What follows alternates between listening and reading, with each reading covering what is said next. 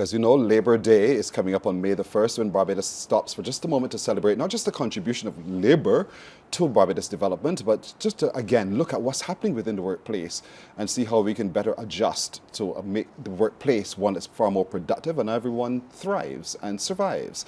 And so we thought we should have with us a member from HRMAB to help us get a greater perspective on what's happening in workplaces today from the HR's perspective. So joining us this morning is the Committee Chair for Labor Management and HRMAB in herself, Patricia White. Ms. White, good morning. Good morning, Pearson. How are you? I am doing well. Thanks for asking first, but how are you? I'm doing well, too. All right.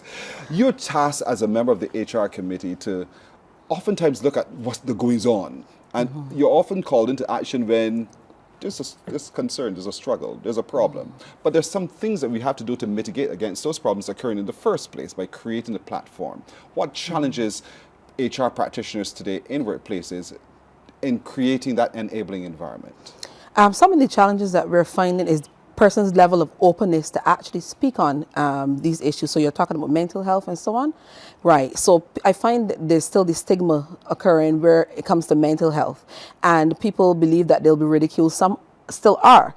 So the challenges that we're facing are people not being open, and some people, leaders, not being open actually to listening to that. So we have to change the mindsets where we have we use a preventative model. We build our policies out that inculcates in people that you can come, we're open to listening to any of the mental health challenges, set up in the environment, the culture, the workspace, an area where people can seek help. So employee assistance programs, there are a lot of companies who don't do that. I would encourage them to start to focus on building out employee assistance programs. And if you don't know how to do it, you get the help to teach you how to do it. I keep saying membership to HRMAB brings benefits, and that's why we get help to know how to do it. It surely does. But the worker today is also challenged by feeling a sense of displacement by technology. Is that a concern for HRMAB? It's a concern for everyone, to be honest. If we're being realistic, it's a concern for everyone. But I want people to change your mindset and not see technology and AI, because I know it really borders on the whole fear with AI. Not seeing AI as an issue, but as a tool to assist. It can help with things like enhancing data analysis and so on. That can be very laborious, especially for us who know who do research. That can be time consuming. So you can show people how to use AI that it can benefit and not displace people. But at the same time, one has to be guarded not to plagiarize. It's especially true. in my environment. That is a big concern for me. Exactly. And so policy is going to be critical. And so the worker need not fear of their relevance. But in the absence of a policy, might be fair, but certainly the policy helps to make one feel a whole lot more comfortable. Not only policy person, you treat it, if you're going to introduce AI as a tool for working, you treat it in the same manner that you would do any change in the organization through change management principles, which means you engage with the employee, you explain to them the need for it, you tell them how the process will work, what role it will play alongside, juxtaposed to what their role is. That is how you do it. So you employ the same change management principles that you would do any major change in an organization. I find that helps people to accept it more. You get less resistance, and then train them. Train people. You go through change management training and so on, and that helps people to accept the change. Have the conversation, explain the why, explain the benefits, and then And the do how. your training, and the how, and do your training, and of course, keep in step with while the training is going on and the practice in that particular new shift. Correct. All right, good. Work-life balance. Yeah. I love. So let me talk about that now. Yes, no for the problem. worker. So work-life balance in what way? So in what way? You mean with everything or with every way? Because there are people who are challenged by the struggles of life, one, and sometimes they just want to be able to have a little time to self. The expectation by the employer is, I want all out of you. So whether or not you have to cut and reduce the amount of time for yourself so I can get what I want done, then you do that. Yes. So I would say it comes down to the culture that you have built into your workplace. Really and truthfully, yes, you want maximum productivity, but it should not come at the expense of having a person working really long hours that there's no work-life balance. The reason that there's a period of rest is so that your body can recuperate, and it all goes back to the whole mental health thing and all of that. How can you have good and sound mental health if you're working 8 hours at work, then you go home, you shower, you feed the kids or whatever, and then you take back up the work again, you're working all throughout the night. So we have to build that culture in work itself so that when people are at work, yes, they work, but you encourage them to take their lunch. People sit at the desk and still eating at work, and I was guilty of that. I am guilty I of was that. guilty of that, but I learned the hard way. The body collects after, the body keeps the score. So we as leaders, we need to encourage people to take their lunch. It is time to come down and relax and get your mind fresh again. Encourage people to take their vacation that is owed to them. So I know people put off, a lot of leaders push back vacation. A lot of employees are resistant to going on vacation. But I will say, do not encourage a culture of that. Let people take the leave that is owed to them, and let them go off and recuperate and come back fresh. Let's look at that balance within the context of remote work. COVID taught us that, the hybrid situation can occur. But there are things that people have not put in place to ensure that we don't infringe on the workers' And that rights. is the issue right there. So let's talk about that. Right. So before you talk about putting people on remote work, the first thing that should occur is that you settle a proper policy, a proper remote work policy that sets the expectations. Along with doing that is setting up what the hours should look like. If it is a case, I know there's some jobs that if you're doing it, you're on calls all day, you have set hours. There are other types of work that is project-based work. For the ones that are project-based work, you focus mainly on the outputs rather than talking about, I want you here 8 to 5, or I want you on the system 8 to 5. If it is project-based work where there's a level of flexibility, you set those terms clearly and you look at outputs. If it is hours, you maintain the same kind of hours that you would do when you are in an office. You wouldn't expect a person in the office to work 15, 16 hours straight. So you set the expectations from early on, and as the employers and as the leaders, respect people's time. I wouldn't expect you to call them at 12 a.m. in the morning. I wouldn't expect you to call them at 4 a.m. in the morning unless that is their assigned shift in an 8-hour period. Oftentimes the thinking is, because I can't eyeball you, you must be wasting time. You must be home dilly-dallying. You have gone to the supermarket, to the shops, wherever, and come home, you're cooking, and you're not spending time actively in my work. In the office, I can control that. I can see you. So, and I was about to tell you, if that is the concern, then it's a control issue. It's a control issue and not really an output issue, right? And then we have to look at ourselves as leaders and determine what is the concern that we have. If that is what is controlling you, what is the concern that we have as leaders? Is Pearson not doing the work? Has he had a history of not performing? That is where performance management comes in as well too, because you look at how the person is performing, you set the clear performance metrics. This is how I will be measuring your performance, Pearson, when you work remotely, so that you understand what I expect of you. You set the criteria for who can work remotely as well, because not every job can be performed remotely. And the ones that can be, you set the tone and tell them what the expectations are. I still expect you to maintain contact. Don't disappear for 3 days. However, I can't be watching you constantly. We have hired adults, not children. And it is our duty as leaders to manage it properly, manage the performance properly without micromanagement. There's a major difference. Is it okay to say, you know what, I have you on remote work, but you have to come right back into the office because I'm not satisfied with your performance? Yes, but you have to be very careful with doing that. You set those terms early on. When you're doing a remote policy and the agreement to work remotely, you set the terms that, listen, this is the criteria for working remotely, and you have to perform, and at any point I see the performance is dropping because you're not doing what you're supposed to be doing, then you're going to have to come back into the office. I will tell employers to play it safely and have a hybrid model where it sets the expectation that you can be remote sometimes and you can come in the office sometimes, so that people don't have it in their minds, I'm a strict remote worker, and then you have challenges having them come back out. So I would say, I always advise people to set it up as hybrid. Let's look at contracts, because more and more people are being put on contract work as opposed to what we formerly would have known before as full-time. Let's talk a little bit about that and the challenges that not just the laborer faces, but the HR practitioner faces as well. Right. So the challenge that HR face with that is the management of those contracts, because you have to manage those tightly, to be quite honest with you, to ensure, that everything is fair and balanced. But I will say, I know people are against contract work, and I get why many may be against it, because it makes it difficult to people to get loans and, those types of things. It impacts upon their security. Let's be real, it does. However, to be fair, there's some jobs that you have no choice. By the very nature of the job, some businesses, by the very nature of the business, you have to do the contract work.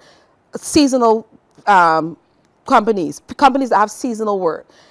It makes no sense giving a full-time contract for a seasonal position that will only last about 6 months, because then now that is another body, it becomes a millstone around the company's neck. It's another body where you have to pay wages to, and there's no input, to offset that. So I know it's a challenge, and I advise people where possible, if it's a full-time role, give the person a full-time contract. However, if it is a role that is seasonal and is temporary, it really makes no sense logistically and operationally and for profitability. It makes no sense really giving a full-time contract if the role is seasonal and will only last 6 months. Let's talk about the difference of contract of and contract for services. So one is really where, same thing, where you're doing a project work and you really are focusing on hiring that person to do that project, and when the project is over, it is done. That's contract for. The other one is where you are hiring the person basically full-time, is a position in the organization, and they're expected to really perform that position long-term. Does full-time have a timeline on it? Not really, because in reality, we should say full-time, permanent and full-time. So full-time is really the standard 8 hours, whatever the company views it to be. So the standard 8 hours of work, right? So it could be standard 8 hours for 2 years, or standard 8 hours until whenever. Correct. So, So you can be full-time on a temporary contract. You know that, right? No. You can be full-time, meaning you're working 8 straight hours, but it is a temporary contract. as in time bound. Yes. And full time without the time on it is to retirement. Correct. That's a different one. Correct. All right. I get in there with you, see? And so I'm understanding this a whole lot.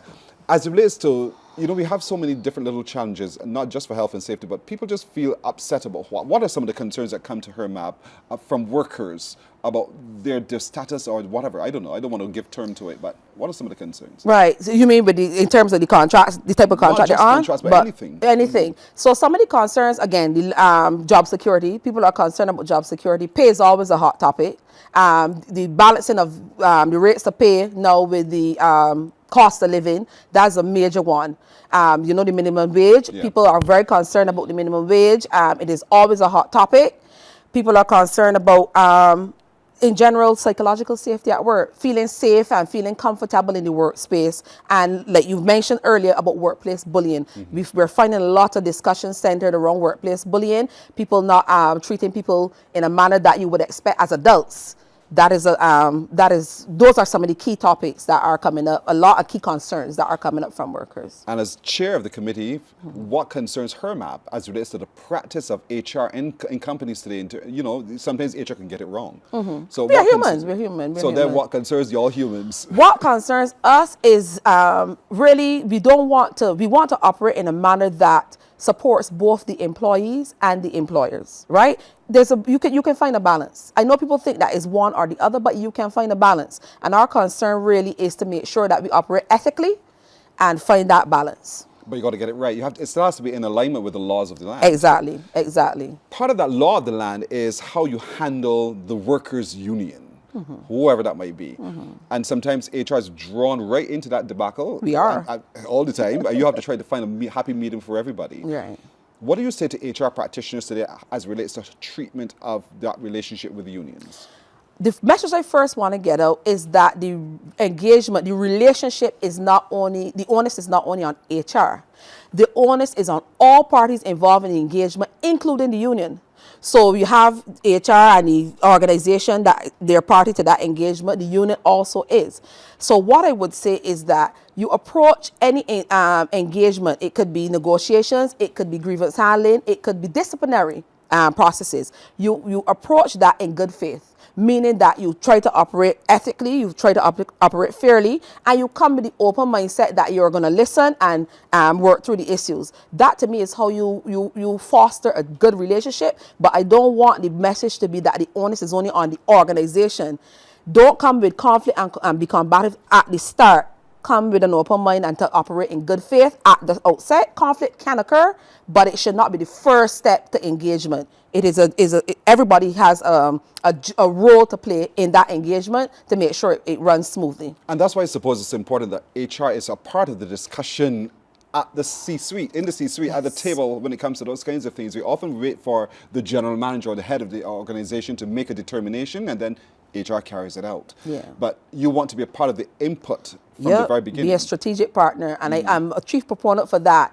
I find oftentimes HR is brought in at the end point. People believe HR may know everything, and a lot of times we do not. You're brought in at the end point when everything has gone wrong now, and we're tasked to now correct it. And by that time, the problem may be so far gone that it's hard to pull it back. And I always tell people, I always tell leaders, have HR seated at that table. And you're seeing a change now, though. A lot of companies are having HR sit at the table as a strategic partner, where we discuss from very early on. We know the plans from very early on, and we can tell you this is what will cause an issue further down the line, and we're able to mitigate that and help things to run smoothly.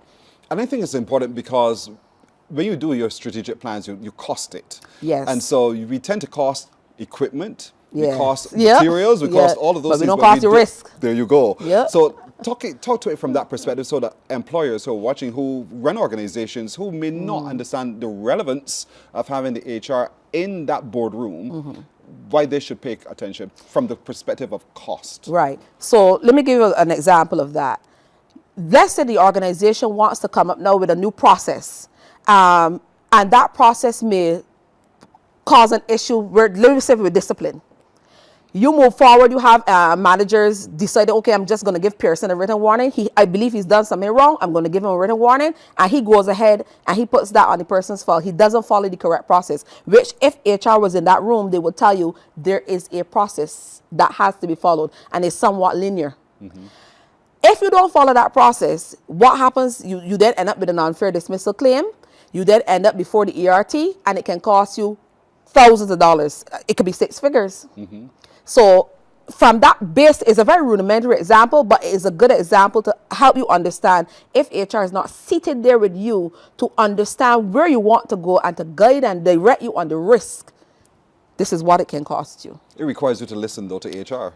That is one of the main concerns. You can say, oh, I hear you, HR, Yep. but Yep. if I don't take this action, I'm diminished in value in the eyes of everyone else in the organization. It's But true. HR is saying to you, but there is a cost if you Correct. bear this little failure, Correct. but next time you don't make that error again. Correct. So it's to listen to HR, to give HR the respect That is due. the critical. That is be the part of critical it. point. Yeah, that is the critical point. There's so much more we could delve into this. It's here a on- lot, you know. We can know. spend weeks and weeks. Listen, don't start me up. Don't start Pearson up. But I want to thank you so very much for No joining me this problem. morning, at least ahead Thanks of for Labor Day. having me. Because there are lots of things the employee needs to understand because it's a relationship. An employee, you're not always right. You're not always right. And HR, you two are not always Correct, right. correct. But it's important that we both have that kind of a relationship so that together we can make things happen. Because oftentimes, Dialogue is critical. precisely, because in that dialogue, one could say, you know what, all right, we will work this out together. As opposed to, you know what, I'll hold my ground, I'll take you to court. Yes, And sometimes we need to avoid all of that. Correct. And that's what you helped us understand today, Patricia. Yes, thank you you so so very much. much for joining us. Thank you for having me. You're welcome. And remember, HR is important. HRMAB is also equally important. It's an organization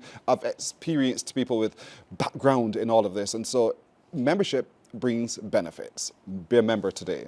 Morning, morning, morning. Good morning. Good morning to you.